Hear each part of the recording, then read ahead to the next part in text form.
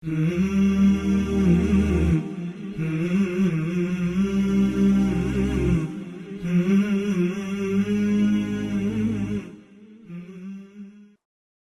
علیکم ورحمۃ اللہ وبرکاتہ۔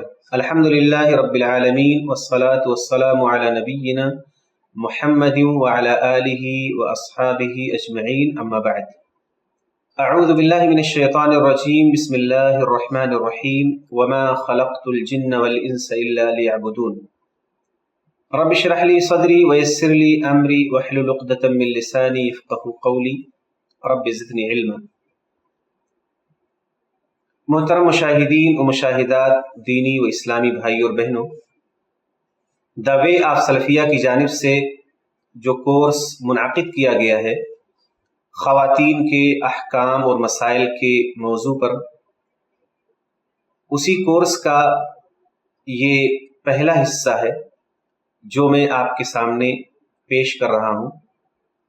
اس پہلے ایپیسوڈ میں آپ کے سامنے کچھ بنیادی اور اصولی باتیں رکھنا چاہتا ہوں جن کا جاننا ہر مسلمان مرد اور عورت کے لیے ضروری ہے۔ لہٰذا ان اصولوں کو آپ یاد رکھیں، ان کے دلائل کو آپ یاد رکھیں، تاکہ آپ ان کی بنیاد پر زندگی بھر ان اصولوں سے آپ استفادہ کر سکیں اور اسلام کا جو مقصد ہے اس مقصد کو پورا کر سکیں۔ تو اس سلسلے میں سب سے پہلی بات جو میں آپ کے سامنے رکھنا چاہتا ہوں وہ یہ ہے کہ ایک عورت شرف انسانی میں اور تکریم انسانی میں مرد کے برابر ہے۔ ایک عورت بحیثیت انسان جو عزت اور شرف اللہ رب العالمین نے بخشا ہے، اس میں مرد اور عورت دونوں برابر ہیں، کیونکہ دونوں کی اصل ایک ہی ہے اور دونوں ایک دوسرے کا حصہ ہے۔ لہذا بطور انسان کے جو مقام مرد کے لیے ہے وہی مقام عورت کے لیے بھی ہے۔ انسان ہونے میں مرد اور عورت دونوں برابر ہیں۔ اللہ رب العالمین نے سورہ نساء کی پہلی آیت میں ارشاد فرمایا، یا ایھا الناس اتقوا ربکم الذی خلقکم من نفس واحدہ وخلق منها زوجہا، کہ اے لوگو اس رب سے ڈرو جس نے تمہیں ایک ہی جان سے پیدا کیا، وخلق منها زوجہا، اور اسی ایک جان سے اس کا جوڑا اور اس کی بیوی کو تخلیق فرمایا۔ اس آیت کریمہ سے معلوم ہوا کہ سب سے پہلا انسان حضرت آدم علیہ السلام ہے اور انہی سے اللہ رب العالمین نے ان کی بیوی حضرت حوا علیہ السلام کی تخلیق فرمائی۔ گویا عورت مرد کا ہی ایک حصہ ہے، مرد سے الگ، اس سے کمتر چیز نہیں ہے، بلکہ جس طرح دنیا کے بہت سارے مرد حضرت آدم علیہ السلام سے پیدا ہوئے، اسی طرح سے اللہ رب العالمین نے بہت ساری عورتوں کو بھی انہی سے جنم دیا۔ لہٰذا اصل سارے مردوں کی، سارے عورتوں کی حضرت آدم علیہ السلام اور حضرت حوا علیہ السلام ہی ہے۔ لہٰذا ساری عورتیں مرد کا حصہ ہیں، اس کا ہم رتبہ ہیں بطور انسان کے، بحیثیت انسان کے۔ لہٰذا جو شرف، جو عزت، جو تکریم، جو احترام ایک مرد کے لیے ہے، وہی تکریم، وہی احترام، وہی شرف بطور انسان کے عورت کے لیے بھی ہے۔ عورت انسان ہونے میں مرد سے کم درجہ، کم رتبہ نہیں۔ اللہ کے نبی صلی اللہ علیہ وسلم نے ایک حدیث میں ارشاد فرمایا جو صحیح ابو داؤد میں ہے، حدیث نمبر ہے 236۔ آپ نے فرمایا، انما النساء شقائق الرجال، کہ عورتیں مردوں کا حصہ ہے۔ شقیقہ جو کسی بھی کا حد درجہ قریبی ہو یا اسی کا حصہ ہو اس کو بولتے ہیں۔ تو عورتوں کو اللہ کے نبی صلی اللہ علیہ وسلم نے مردوں کا ہی حصہ قرار دیا، کیونکہ حضرت حوا علیہ السلام کو اللہ رب العالمین نے حضرت آدم علیہ السلام کے بدن سے، ان کی بائیں پسلی سے ہی ان کو تخلیق فرمایا۔ گویا عورت مرد کا ہی ایک حصہ ہے، لہٰذا جس طرح مرد قابل شرف اور قابل عزت ہے، वैसे ही बहैसियत इंसान औरत भी एक बाइज्जत और मुकर्रम शख्सियत है। लिहाजा किसी भी औरत को अपने आप को कमतर समझने की जरूरत नहीं है, और किसी मर्द के लिए जायज नहीं है कि वो किसी औरत को इंसान होने का जो रुतबा अल्लाह ने दिया है उससे उसको कमतर समझे, उसे गिरा हुआ समझे। दूसरी बात, अल्लाह रब्बुल आलमीन ने जो ईमान का हुक्म दिया है, अमाल सालिहा का हुक्म दिया है, और इन ईमान और अमल सालिह पर जो बशारतें सुनाई हैं, जन्नत की, मगफिरत की, अजर अजीम की, पाकीज़ा जिंदगी की, अल्लाह रब्बुल आलमीन की रिजा की, इन तमाम ईमान, अमल सालिह और जो इनामात हैं, इन तमाम में मर्द और औरत दोनों बराबर है। लिहाजा अगर एक औरत ईमान लाए और आला दर्जे का ईमान उसके पास हो, आला दर्जे का अमल सालिह उसके पास हो, तो अल्लाह रब्बुल आलमीन उसे उसी एतबार से बेहतरीन अजर अता फरमाएगा, गर्चे वो एक औरत है। और इस बात को अल्लाह रब्बुल आलमीन ने कुरान करीम की कई आयत में बयान फरमाया है। अल्लाह रब्बुल आलमीन ने सूरे अन-नहल आयत नंबर 97 में फरमाया, मन आमिल सालिहम मिन ज़करिन औ उन्सा व हुवा मुमिन, कि जो भी नेक अमल करे, चाहे वो मर्द हो या औरत हो, वह हुआ मोमिन, और वो इस हाल में कि साहिब ईमान हो, फलनुहयिन्नहु हयातन तय्यिबा, तो हम जरूर भी जरूर उन्हें पाकीज़ा जिंदगी अता करेंगे, वलनजज़ियन्नहुम, और हम उन्हें बदला देंगे, अजरहुम, उनकी मजदूरी का, बिअहसनि मा कानू यअमलून, जो उन्होंने अमल किया है उनके अमल का बेहतरीन अंदाज में हम उनको बदला अता फरमाएंगे। इस आयत करीमा से मालूम हो रहा है कि ईमान में, अमल सालिह में, और जो नतीजा है पाकीज़ा जिंदगी और बेहतरीन इनाम, इन सब में एक मर्द और एक औरत दोनों बराबर के दर्जे में। एक और आयत में अल्लाह रब्बुल आलमीन ने इसी तरह से मर्द और औरत को एक साथ खिताब किया है।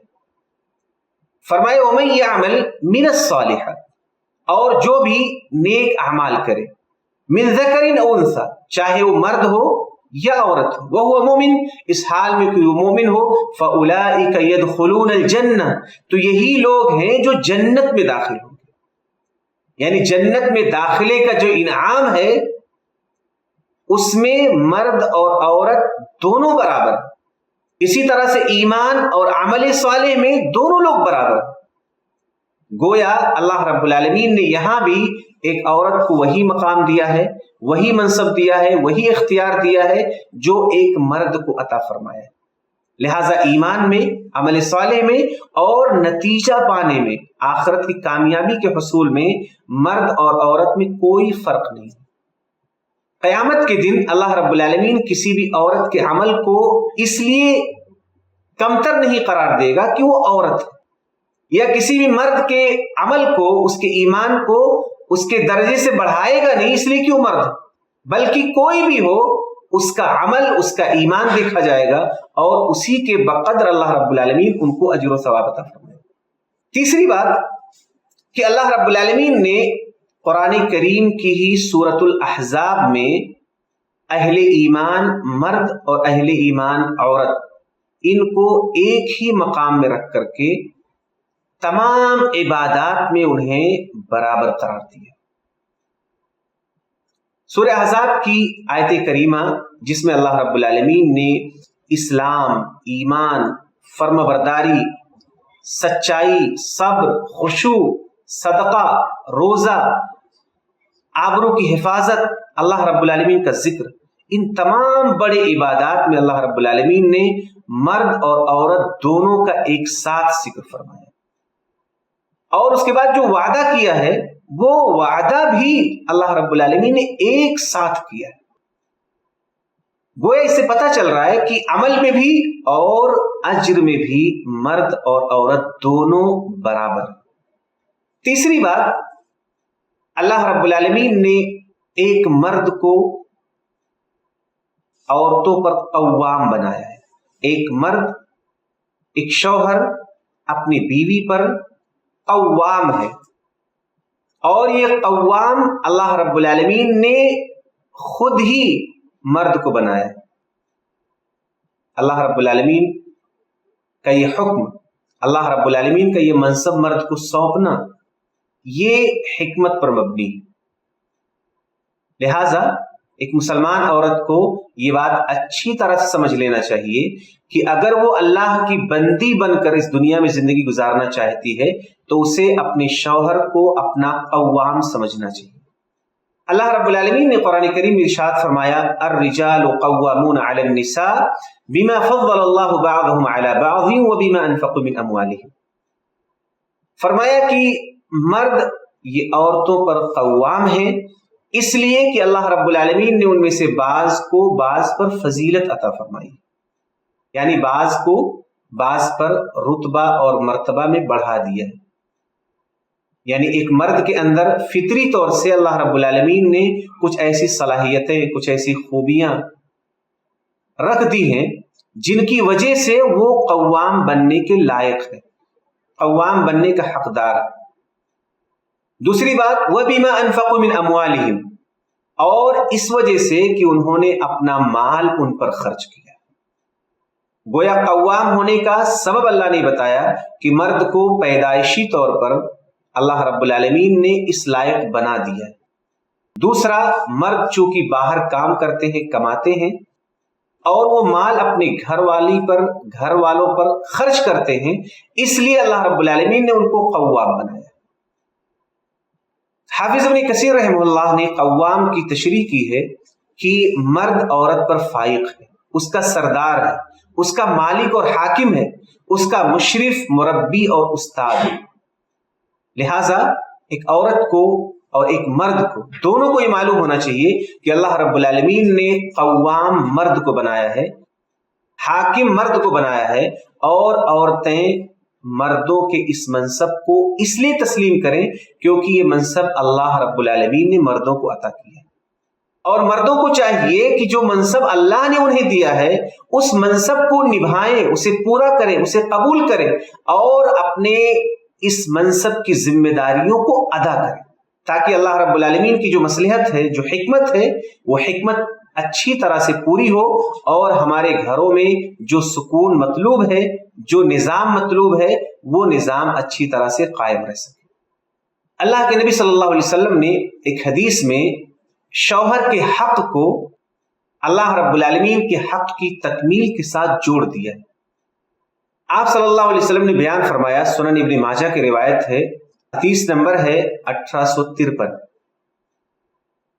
आपने फरमाया, ला तुअद्दिल मरअतु हक़्क़ रब्बिहा हत्ता तुअद्दिय हक़्क़ ज़ौजिहा, कि कोई भी औरत अपने रब का हक अदा नहीं कर सकती यहां तक कि वो अपने शौहर का हक अदा करती।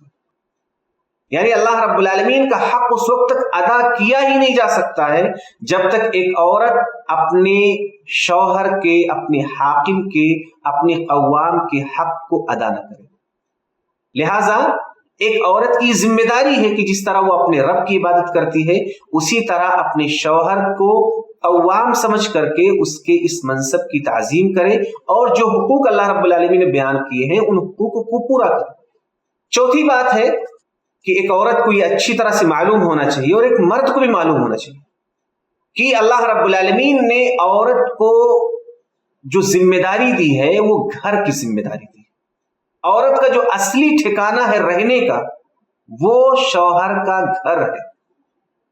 अल्लाह रब्बुल आलमीन ने औरतों को घरों में करार पकड़ने का, घरों में ठहरी रहने का हुक्म देते हुए फरमाया, सूरह अहज़ाब आयत नंबर 33, फरमाया वक़र्न फ़ी बुयूतिकुन्न, और तुम अपने घरों में करार पकड़ो, अपने घरों में ठहरी रहो। हज़रत अब्दुल्लाह इब्न उमर रज़ियल्लाहु ताला अन्हु फरमाते हैं कि नबी सल्लल्लाहु अलैहि वसल्लम ने फरमाया, ला तमनउ निसाअकुमुल मसाजिद, कि तुम अपनी औरतों को मस्जिदों में जाने से मना ना करो। व बुयूतुहुन्ना खैरुल लहुन्ना, और उनका घर उनके लिए ज्यादा बेहतर है। ये अबू दाऊद की रिवायत है, हदीस नंबर है 567।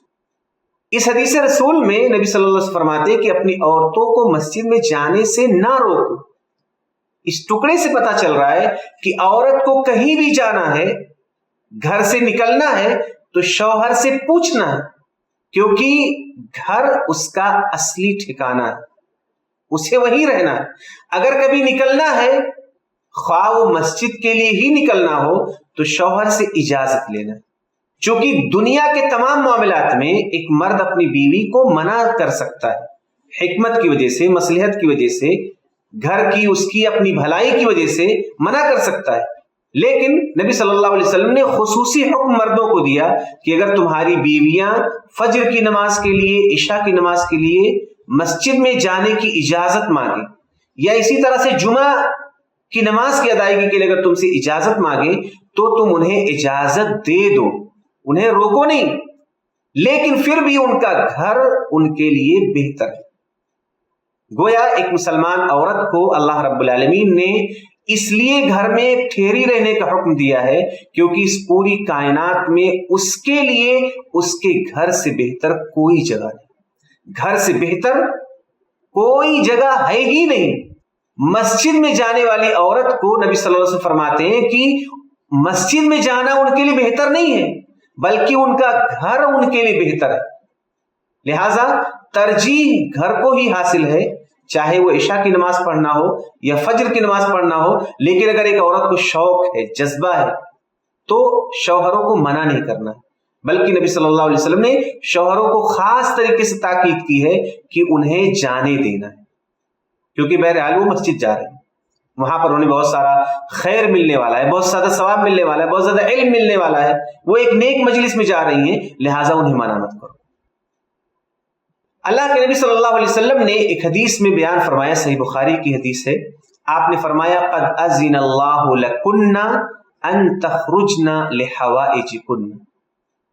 فرمایا اللہ رب العالمین نے تمہارے لیے اجازت دے دی ہے کہ تم اپنی ضرورتوں کے لیے نکلو. ضروریات کے لیے نکلنے کی اجازت اللہ رب العالمین نے دی ہے.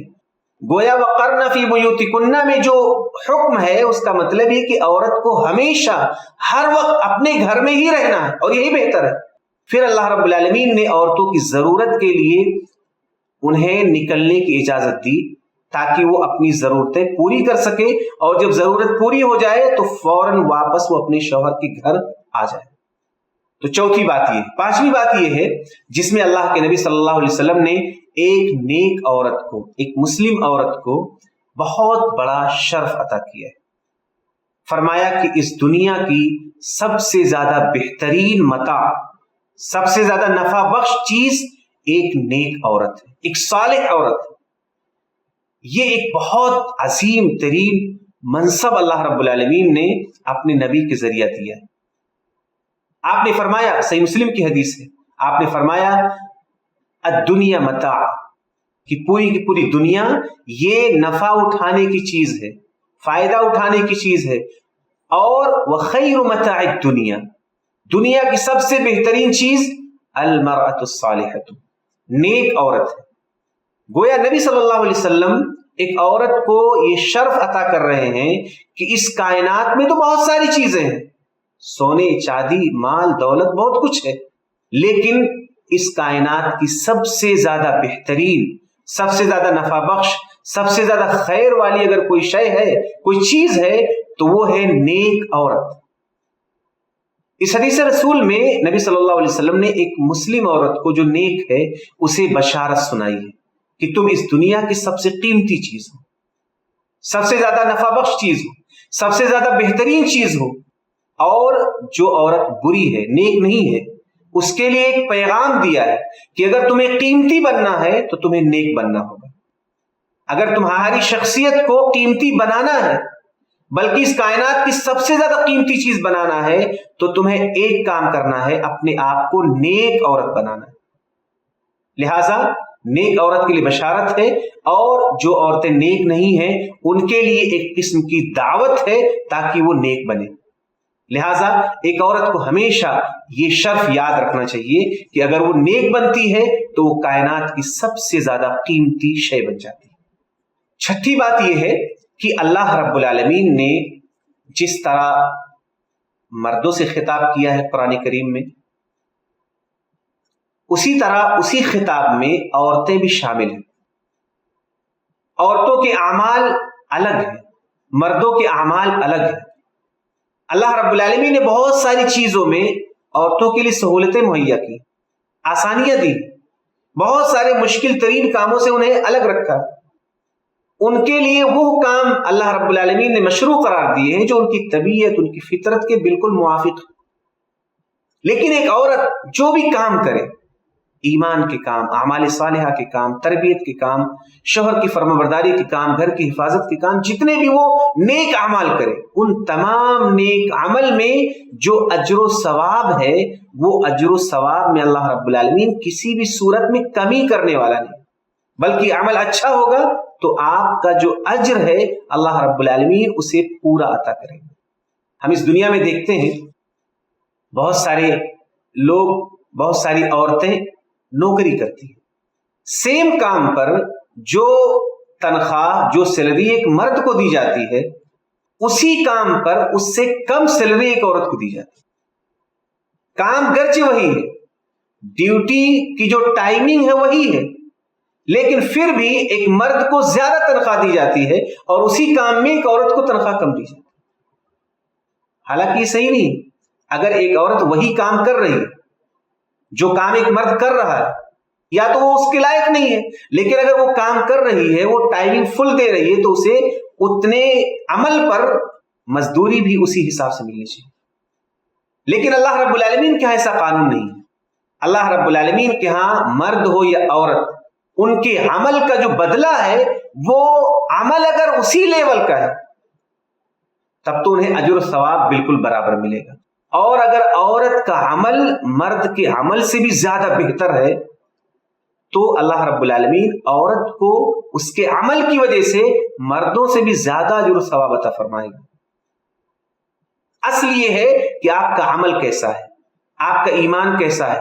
باقی آپ مرد ہو یا عورت ہو، اللہ رب العالمین ان جنسوں کے فرق کی وجہ سے جزا میں اور سزا میں فرق نہیں کرے. اللہ رب العالمین نے قرآن کریم میں سورہ آل عمران میں ارشاد فرمایا، فَاسْتَجَابَ لَهُمْ رَبُّهُمْ أَنِّي لَا أُضِيعُ عَمَلَ عَامِلٍ مِّنكُم مِّن ذَكَرٍ أَوْ أُنثَىٰ بَعْضُكُم مِّن بَعْضٍ، کہ اللہ رب العالمین نے، ان کے رب نے ان سے قبول کر لیا ہے کہ میں کسی بھی عمل کرنے والے کے عمل کو ضائع نہیں کروں گا، چاہے وہ مرد ہو یا عورت ہو. بعضکم من بعض، تم آپس میں ایک دوسرے سے ہو، یعنی دونوں ایک ہی رتبے میں ہو، لہذا تمہارے عمل کا جو بھی بدلہ ہوگا تمہارے درمیان بالکل برابر ہے، جنس کی وجہ سے کوئی فرق نہیں کیا جائے گا. 7ویں بات، یہ بھی دراصل ایک شرف کی بات ہے. یہ شرف کی بات میں اس لیے کہہ رہا ہوں کیونکہ سماج میں عورتوں کو کمتر سمجھا جاتا ہے، بلکہ بہت سارے سماج میں عورتوں کو واقعی حقیر سمجھا جاتا ہے. نبی صلی اللہ علیہ وسلم نے عورت کو دین اسلام کی روشنی میں ایک ایسی شخصیت قرار دیا ہے جو نبی صلی اللہ علیہ وسلم کی محبوبہ ہے. یعنی آپ صلی اللہ علیہ وسلم جو نبی ہیں، رسول ہیں، خاتم النبیین ہیں، اللہ رب العالمین کے نزدیک پورے انبیاء میں سب سے زیادہ منصب عظیم اگر کسی نبی کا ہے تو جناب محمد رسول اللہ صلی اللہ علیہ وسلم. آپ نے فرمایا کہ اللہ رب العالمین نے میرے دل میں عورت کی محبت ڈال دی، میں عورتوں سے محبت کرتا ہوں. تو اگر کوئی چیز کمتر ہو، بری ہو، کوئی چیز فی نفس ہی خراب ہو، تو کیا نبی صلی اللہ علیہ وسلم ایسی چیز سے محبت کر سکتے ہیں؟ نہیں کر سکتے. نبی صلی اللہ علیہ وسلم کا نیک عورت سے محبت کرنا اس بات کی علامت ہے کہ عورت ایک قابل قدر چیز ہے، گھٹیا چیز نہیں ہے، بری چیز نہیں ہے، کمتر چیز نہیں ہے، خراب چیز نہیں ہے. اس کا عمل خراب ہو تو یہ اس کے عمل کی خرابی ہے، لیکن عورت ذات یہ قابل احترام ہے اور قابل محبت ہے. نبی صلی اللہ علیہ وسلم فرماتے ہیں، حبب الیہ من الدنیا، کہ میرے دل میں محبت ڈال دی گئی ہے، محبوب بنا دیا گیا ہے دنیا کی 2 چیزوں کو، النساء والطیب، ایک عورتیں اور دوسرے خوشبو. جس طرح خوشبو سے مجھے محبت ہے، میں ایسے ہی دنیا کی سب سے قیمتی متاع عورت سے بھی محبت کرتا ہوں. نبی صلی اللہ علیہ وسلم کا عورت سے اظہار محبت یہ عورت کی قدردانی ہے، یہ اس کی عزت افزائی ہے، یہ اس کا احترام ہے. یہ اس کے لیے جو مقام ملنا چاہیے اس مقام کا اظہار ہے کہ نبی صلی اللہ علیہ وسلم دنیا کی چیزوں میں سے 2 چیزوں سے محبت کا اظہار کر رہے ہیں، اور وہ دونوں چیزیں بالکل لطیف ہیں، ایک ہے عورت اور دوسرے ہے خوشبو۔ اور آخرت کی ایک چیز، دین کی ایک چیز نبی صلی اللہ علیہ وسلم کو محبوب ہے، وہ ہے نماز۔ آپ نے فرمایا وَجُعِلَتْ قُرَّةُ عَيْنِ فِي الصَّلَاةِ، اور میرے آنکھوں کی ٹھنڈک نماز میں رکھ دی گئی ہے۔ گویا نماز پڑھتا ہوں تو مجھے سکون ملتا ہے، اور میرے دل میں دنیا کی 2 چیزیں محبوب ہیں، ایک عورت اور دوسرے خوشبو۔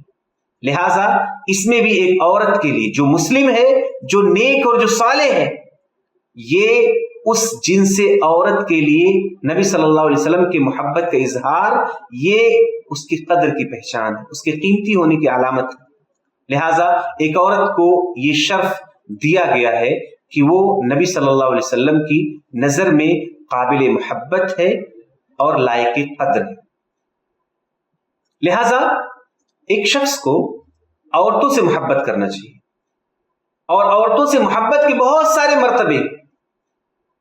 ایک ماں یہ لائق محبت ہے کہ ایک بیٹا اپنی ماں سے سچی محبت کرے، دکھاوے والی محبت نہیں۔ ایک شوہر اپنی بیوی سے محبت کرے، ایک باپ اپنی بیٹی سے محبت کرے، اپنی پھوپھی سے محبت کرے۔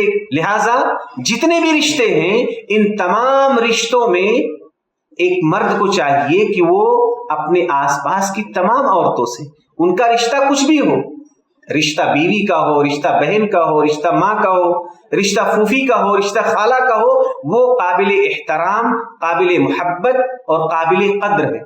یہاں تک کہ اللہ رب العالمین نے ایک عام مسلم عورت کو دوسرے عام مسلم مرد سے بھی ایمانی محبت کرنے کی تعلیم دی گئی کہ ان کے درمیان آپس میں ایمان کی بنیاد پر محبت ہوتی ہے، اللہ رب العالمین کے لیے محبت ہوتی ہے، اور محبت دل کے اندر ہوتی ہے کہ آپ ایسی تمام عورتوں سے محبت کرتے ہیں جو عورتیں دین پر ہیں، ایمان پر ہیں، توحید پر ہیں، اللہ رب العالمین کے دین پر قائم ہیں، استقامت پر موجود ہیں۔ ایسی عورتیں قابل عزت ہیں، قابل احترام ہیں اور لائق محبت ہیں۔ تو عورت قابل نفرت نہیں بلکہ عورت قابل محبت ہے۔ حضرت عمرو بن عاص رضی اللہ تعالیٰ عنہ فرماتے ہیں کہ نبی صلی اللہ علیہ وسلم نے انہیں ایک لشکر میں امیر بنا کر کے بھیجا، تو کہتے ہیں کہ میں اس کے بعد جب واپس آیا تو میں نے نبی صلی اللہ علیہ وسلم سے سوال کیا ای الناس احب الیک، کہ آپ کو سب سے زیادہ کون محبوب ہے، آپ سب سے زیادہ کس سے محبت کرتے ہیں؟ تو آپ نے فرمایا عائشہ، میں عائشہ سے سب سے زیادہ محبت کرتا ہوں رضی اللہ عنہ۔ تو میں نے کہا من الرجال، کہ مردوں میں سے آپ کس سے محبت کرتے ہیں سب سے زیادہ؟ تو انہوں نے کہا ابوہا، اس کے والد سے، یعنی حضرت عائشہ رضی اللہ تعالی عنہ کے والد حضرت ابو بکر صدیق رضی اللہ تعالی عنہ سے۔ اس حدیث میں اللہ کے نبی صلی اللہ علیہ وسلم اپنی محبت کا اظہار کر رہے ہیں۔ گویا عورت سے، خاص کر اپنے ان رشتوں سے جن رشتوں سے ہمیں جوڑا گیا ہے، ان تمام رشتوں میں محبت کو فروغ دینا، محبت کرنا، محبت کو عام کرنا، یہ اسلام کی تعلیم ہے۔ لہٰذا اس سے پتہ چلا کہ عورت قابل توہین نہیں، قابل نفرت نہیں ہے، بلکہ ہر رنگ روپ میں اگر عورت نیک ہے تو وہ قابل محبت ہے اور قابل قدر ہے۔ 8ویں چیز ہے کہ جس طرح مردوں کا حق ہے اسی طرح سے عورتوں کے بھی حقوق ہیں۔ حق اسی کا ہوتا ہے جو لائق عزت ہو، لائق تعظیم ہو، لائق احترام ہو، جس کا ایک مقام ہو، جس کا ایک مرتبہ ہو۔ تو عورتوں کو اسلام نے حق دے کر کے ان کی تعظیم کی ہے، ان کا احترام کیا ہے، اور انہیں سماج میں ایک مقام اور ایک مرتبہ عطا کیا ہے۔ تو جس طرح مردوں کا حق ہے، ایسے ہی عورتوں کے بھی حقوق اللہ رب العالمین نے بیان فرمائے۔ اللہ رب العالمین نے قرآن میں بیان فرمایا وَلَهُنَّ مِثْلُ الَّذِي عَلَيْهِنَّ بِالْمَعْرُوفِ وَلِلرِّجَالِ عَلَيْهِنَّ دَرَجَةٌ وَاللَّهُ عَزِيزٌ حَكِيمٌ، اور ان کے لیے اسی طرح حق ہے جس طرح ان پر حق ہے، بھلائی کے ساتھ، جس طرح ان پر دوسروں کے حقوق ہیں ایسے ہی ان عورتوں کے دوسروں پر حقوق ہیں. وَلِلرِّجَالِ عَلَيْهِنَّ دَرَجَةٌ، اور مردوں کے لیے عورتوں پر ایک مقام اور ایک درجہ بڑھا ہوا ہے. مردوں کا ایک درجہ عورتوں پر بڑھا ہوا ہے. واللہ عزیز حکیم، اللہ رب العالمین غالب ہے اور حکمت والا ہے. اس کا یہ حکم اللہ رب العالمین کے حکمت کا ایک حصہ ہے. اسی طرح سے نبی صلی اللہ علیہ وسلم بیان فرماتے ہیں ان لکم من نسائکم حقا ولنسائکم علیکم حقا، بے شک تمہارے لیے تمہاری عورتوں کا حق ہے اور بے شک تمہاری عورتوں کے لیے تمہارے اوپر حق ہے. گویا ایک دوسرے کے اوپر حقوق موجود ہیں. یہ حقوق ہونا دراصل عزت کی بات ہے. لہذا کسی عورت کو یہ نہیں سمجھنا چاہیے کہ آپ کا کوئی بھی حق نہیں ہے اور آپ بس ایسے ہی ایک چیز ہو کہ آپ کو کوئی اختیار نہیں ہے، آپ کا کوئی حق نہیں ہے، بلکہ جس طرح مردوں کے حقوق بیان کیے گئے ہیں ایسے ہی آپ کا بھی حق ہے اور آپ کو اپنا حق لینا چاہیے. آپ کو اپنا حق معلوم رہنا چاہیے. کہاں کہاں آپ کے حقوق بیان کیے گئے ہیں، آپ کے لیے کیا تعلیم آپ کو دی گئی ہے، وہ سارے حقوق، وہ سارے منصب اور سارے مرتبے آپ کو معلوم ہونا چاہیے جو آپ کو دین اسلام نے دیا ہے، تاکہ آپ انہیں لے سکیں. اگر کوئی آپ کا حق نہیں دیتا ہے تو آپ کو پتا ہونا چاہیے کہ فلاں نے آپ کا حق مار لیا، آپ کے ساتھ غلط کیا، تاکہ آپ وہ حق حاصل کر سکیں، اس کے لیے آواز بلند کر سکیں، اس کے لیے سامنے والے سے کہہ سکیں کہ آپ یہ غلط کر رہے ہو، میرے حق کے خلاف ہے. دنیا میں بہت سارے حقوق بیان کیے گئے ہیں جنہیں لوگ حاصل کرنے کے لیے بہت کوشش کرتے ہیں. خاص کر عورتوں کے لیے بھی بہت ساری چیزیں خاص کی گئی. آپ جب بس میں سفر کریں گے تو آپ کو پتا چلے گا کہ بس میں سے کچھ سیٹیں عورتوں کے لیے خاص ہیں.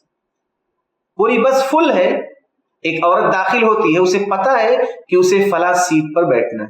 اگر وہاں پر مرد بیٹھا ہوا ہے تو ایک پڑھی لکھی عورت فوراً اسے کھڑا کرتی ہے اور اس کو اٹھا کر کے خود وہاں پر بیٹھتی ہے، کیونکہ اسے پتا ہے کہ یہ سیٹ میرے لیے خاص کی گئی ہے اور یہ میرا حق ہے، لہٰذا مجھے یہ حق ملنا چاہیے. تو جس طرح دنیا کے معاملے میں ایک عورت کو سمجھ میں آتا ہے، اسی طرح اسے دین کے معاملات میں جو اسلام نے اسے دیا ہے یہ سارے حقوق اسے اچھی طرح سے معلوم ہونا چاہیے. اللہ کے نبی صلی اللہ علیہ وسلم نے انہی حقوق کے تعلق سے باقاعدہ وصیت فرمائی. فرمایا وَاسْتَوْصُوا بِالنِّسَاءِ خَيْرًا، صحیح بخاری کی روایت، حدیث نمبر ہے 5186. فرمایا وَاسْتَوْصُوا بِالنِّسَاءِ خَيْرًا، عورتوں کے تعلق سے بھلائی کرنے کی وصیت قبول کرو. یعنی آپ نے بہت ہی تاکیدی حکم دیا ہے کہ عورتوں کے ساتھ خیر کا معاملہ کرو، اور اس سے بڑا خیر کا معاملہ کیا ہوگا کہ آپ کے حقوق آپ کو ادا کر دیجیے. 9ویں بات ہے، اس کا تعلق بھی تعظیم سے ہے، احترام سے ہے.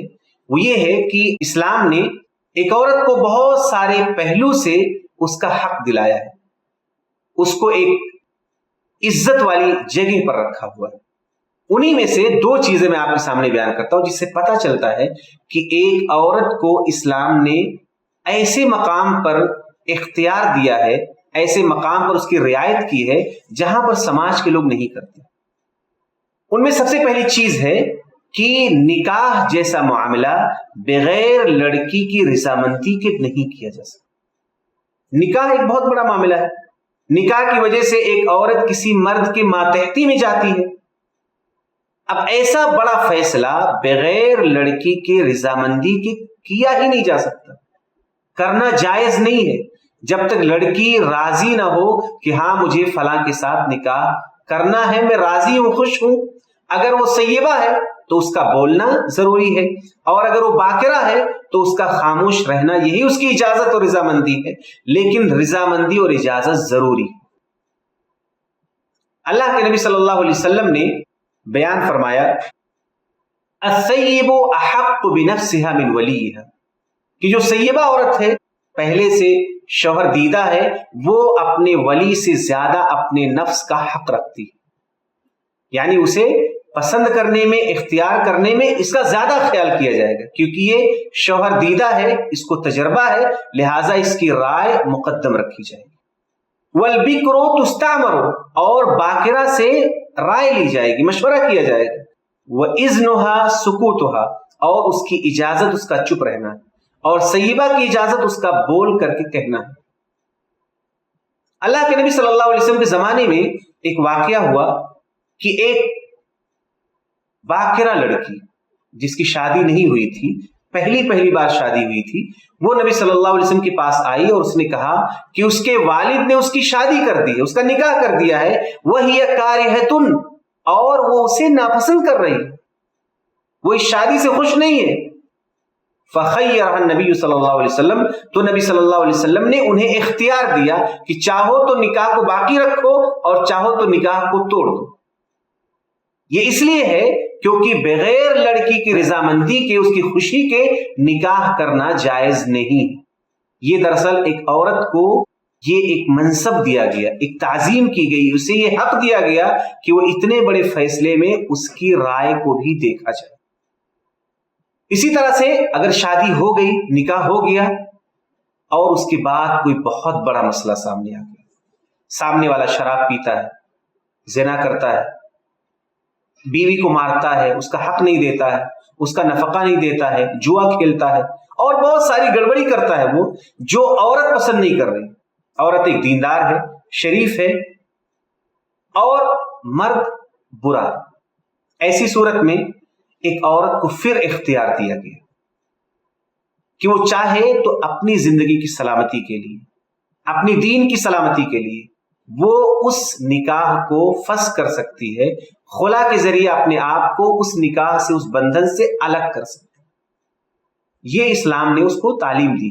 कुरान करीम में अल्लाह रब्बुल आलमीन ने खुला का जिक्र किया हुआ है, नबी सल्लल्लाहु अलैहि वसल्लम की अहादीस में खुला का जिक्र है, और खुला का माना यही है कि एक औरत शादी के बाद ये महसूस करती है कि जिसके साथ उसका निकाह हुआ है उसके साथ वो नहीं रह सकती, उसके अखलाक सही नहीं है, उसके अमाल सही नहीं है, वो एक जिम्मेदार इंसान नहीं है, वो उनके हुकूक अदा नहीं करता है, वो परेशान करता है, और उसके साथ निबाह मुमकिन नहीं है। तो एक औरत को इस्लाम ने ये इज्जत दी है कि आप अपने दीन और ईमान और अपनी जिंदगी की सलामती के लिए इस निकाह को खुला के जरिया तोड़ दो और इस निकाह से बाहर आ जाओ।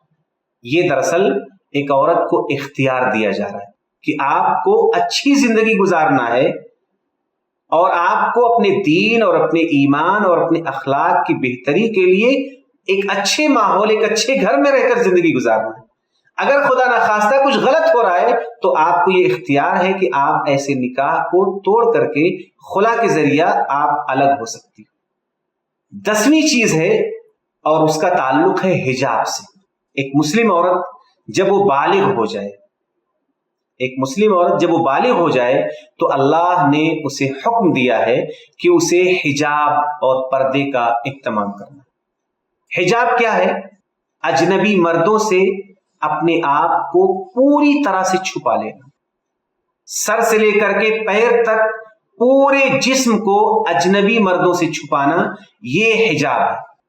औरत को हुक्म दिया गया कि अपने घर में रहे, और अगर घर से उसे निकलना है तो उसे पर्दा और हिजाब के साथ निकलना है। अगर इज़्तिरारी तौर पर जरूरत की वजह से उसकी हथेली दिख जाए, उसका पैर दिख जाए तो कोई हर्ज की बात नहीं, लेकिन चेहरा, ये चेहरा तो असले पर्दा है। अगर आपने चेहरा खोल दिया तो गोया आपने पर्दा किया ही नहीं है, आपने हिजाब किया ही नहीं है, क्योंकि पूरे जिस्म में जो पर्दे की असल हकदार जगह है वो दरअसल औरत का चेहरा है। और अहादीस में हजरत आयशा रज़ियल्लाहु ताला अन्हा की रिवायात में साफ पता चलता है कि वो अपने चेहरों को छुपाती थी।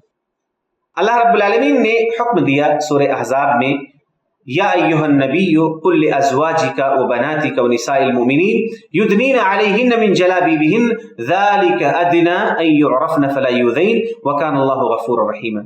ये एक उसूली बात है, जब औरत बालिग हो जाए तब उसके ऊपर हिजाब करना फर्ज है, बिल्कुल ऐसे ही जैसे दूसरे इस्लाम के फराइज हैं। अल्लाह रब्बुल आलमीन ने नबी को हुक्म दिया, नबी को खिताब किया कि आप उम्मत से कहिए, ताकि पर्दे की जो ताजीम है वो मजीद बढ़ जाए। फरमाया कि ए नबी सल्लल्लाहु अलैहि वसल्लम, आप अपनी बीवियों से اپنی بیٹیوں سے اور مسلمانوں کی عورتوں سے کہیے کہ وہ اپنے اوپر جلباب لٹکا لیا کریں، یعنی پردے کا اہتمام کریں۔ یہ قریب ہے کہ وہ پہچان لی جائیں، فلا یوزین، اور تکلیف نہ دی جائے۔ اللہ رب العالمین مغفرت کرنے والا اور رحم کرنے والا ہے۔ اس آیت کریمہ میں اللہ رب العالمین نے تمام اہل ایمان کی عورتوں کو یہ حکم دیا ہے کہ وہ پردہ کریں، اور یہ پردہ پورے بدن کا ہے۔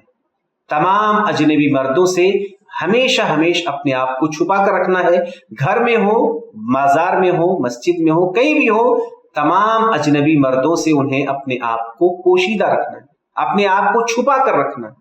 ان کا چہرہ، ان کا بدن، سب کچھ پردہ ہے۔ یہ ایک مسلمان کے لیے، مسلمان عورت کے لیے یہ بالکل اصولی بات ہے، جسے اسے ہمیشہ پوری زندگی یاد رکھنا ہے کہ اسے حجاب کرنا ہے، اسے پردہ کرنا ہے۔ اللہ کے نبی صلی اللہ علیہ وسلم نے ازواج مطہرات کو، تمام اہل ایمان کی بیویوں کو اور اپنی بیٹیوں کو اس کا حکم دیا، اور صحابہ کرام کی بیویوں نے اس پر فوری عمل کیا، اور انہوں نے اپنی چادریں پھاڑ کر کے اپنے لیے حجاب کا بندوبست کیا، اور انہوں نے قرآن کریم کے اس حکم پر عمل کیا۔ اللہ رب العالمین نے ازواج مطہرات ہی سے متعلق ایک آیت کریمہ میں حجاب اور پردے کے پیچھے سے چیزوں کے لین دین کرنے کی تعلیم دی ہے۔ یعنی صرف باہر کا معاملہ نہیں ہے کہ آپ باہر جاؤ تو پردہ کرنا ہے، آپ گھر میں ہو اور کسی اجنبی سے کوئی بات چیت یا کچھ لین دین ہو جائے تب بھی آپ کو پردہ کرنا ہے، اپنے آپ کو حجاب اور پردے میں رکھنا ہے۔ فرمایا وَإِذَا سَأَلْتُمُوهُنَّ مَتَاعًا، کہ جب تم ان سے کوئی سامان مانگو، کوئی چیز کا سوال کرو، فَاسْأَلُوهُنَّ مِنْ وَرَاءِ حِجَاب، تو ان سے سوال کرو، ان سے مانگو پردے کے پیچھے سے۔ یعنی پردہ گھر میں بھی کرنا ہے، باہر بھی کرنا ہے۔ اصل یہ ہے کہ تمام اجنبی مردوں سے اپنے آپ کو حجاب رکھنا۔ اس کا دو فائدہ ہے۔ پہلا فائدہ اللہ رب العالمین نے اسی آیت میں بیان فرمایا جس میں حجاب کا حکم ہے۔